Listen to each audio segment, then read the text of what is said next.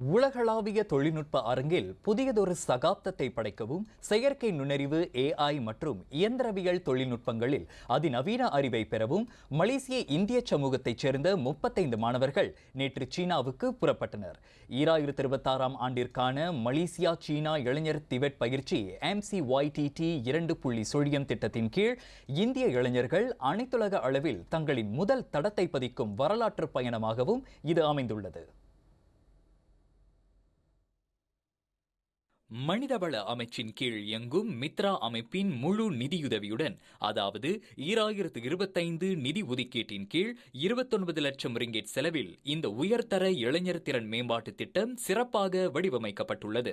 இத்திட்டத்தை பெலிய மாஹிர் எனப்படும் பெர்துபோஹான் கபாங்சான் பெக்கர்ஜ பெர்கமாஹிரான் அமைப்பு DANG அனைத்துலக கல்வி குழுமத்துடன் இணைந்து ஏற்பாடு செய்துள்ளது. மலேசிய இந்திய இளைஞர் மன்றமான MIYC இதன் முக்கிய வியூக பங்காளி ஒத்துழைப்பு நல்கியுள்ளது என்று இந்தியர் உருமாற்ற பிரிவான மித்ராவின் தலைமை இயக்குனர் கே ரவீந்திரன் நாயர் தெரிவித்தார். இளைஞருக்கு முக்கியமான ஒரு ட்ரைனிங் ப்ரோக்ராம் சைனா கூட சேர்றதுனால அவங்களுக்கு ஒரு நல்ல எக்ஸ்போஷர் கிடைக்கும்.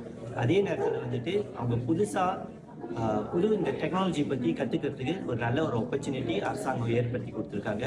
மித்ராவோட பங்கு இதில் அவங்களோட ஃபுல் ஸ்பான்சர்ஷிப்ஸ் இருக்குது. அவங்களோட ட்ரைனிங், ஃப்ளைட் டிக்கெட், அக்கோமடேஷன் இதெல்லாம் மித்ரா ஸ்பான்சர் பண்ணியிருக்காங்க. இந்த வருஷம் ப்ரோக்ராமில் 500 பேருக்கு இந்த ஆப்பர்ச்சுனிட்டி கொடுத்துருக்காங்க. மேலும் அந்நிய மண்ணில் கால்பதிக்கும் மாணவர்கள் எப்போதும் தங்களின் பாதுகாப்பில் அதீத கவனம் செலுத்த வேண்டும் என்பதோடு மலேசியாவின் கலாச்சாரத்தையும் நற்பெயரை காக்கும் வகையில் ஒழுக்கத்தோடும் பண்போடும் நடந்து கொள்ள வேண்டும் என்றும் அவர் கேட்டுக்கொண்டார். இதனிடையே பயணத்திற்கு தயாரான மாணவர்களில் சிலர் தங்களின் மகிழ்ச்சியை பகிர்ந்து கொண்டனர். இது ஒரு பெரிய வாய்ப்பு எனக்கு நினைக்கிறேன். ஏன்னா படித்து இதோட நாலேஜ் கற்றுக்கிட்டு நாங்கள் போய் எல்லாத்தையும் என்னென்ன கற்றுக்கிட்டு புது டெக்னாலஜிலாம் கற்றுக்கிட்டு வேலை வாய்ப்பை உயர்த்தணும்னு என்று நினைக்கிறேன். நினைக்கிறேன்னா உலகமே இதுக்கப்புறம் ஏஐயில் போகும்போதுன்னு நம்ம எல்லாம் கேள்விப்பட்டிருக்கோம். ஸோ அது நம்ம எடுத்து படித்து இன்னும் நிறையா தெரிஞ்சுக்கலாம். ஸோ இது எனக்கு ஒரு பெரிய வாய்ப்பாக கிடச்சிருக்கு. இதை நான் நல்லா யூஸ் பண்ணிப்பேன். ஸோ போயிட்டு கண்டிப்பாக இந்த ஏஐ துறையில் ஏதாச்சும் ஒரு துறையை நான் தேர்ந்தெடுத்து நான் அதுக்கும் இன்னும் வேலை செய்யறதுக்கும் இன்னும் மேற்கொண்டு படிக்கிறதுக்கு நான் ட்ரை பண்ணுவேன். அதே நேரத்தில் இப்போ நான் அங்கே போயிட்டு என்ன பண்ண போகிறேன்னா, அங்கே உள்ள என்வாயர்மெண்ட், அங்கே உள்ள அட்வான்ஸ் டெக்னாலஜிஸ், அங்கே உள்ள மிஷினரி எப்படி இருக்குது சொல்லிட்டு எல்லாத்தையும் தெரிஞ்சுக்கிட்டு எக்ஸ்ப்ளோர் பண்ணிக்கிட்டு நான் ஒரு learn some new things from that.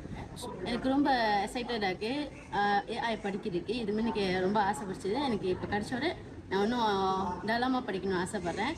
After I come back from China இன்னும் ஏஐக்கு படிப்பேன். அதே வேலைக்கு கிடைக்கணும்னு ஆசைப்பட்றேன். Tune hotel KLIA aero police வளாகத்தில் நேற்று மாலை மணி 4:30 மற்றும் 5:40 ஆகிய நேரங்களில் 2 தனித்தனி விமானங்களின் மூலம் கோலாலம்பூர் அனைத்துலக விமான நிலையத்திலிருந்து ரவீந்திரன் நாயர் கொடியசைத்து வழியனுப்பி வைக்க இவர்கள் புறப்பட்டனர்.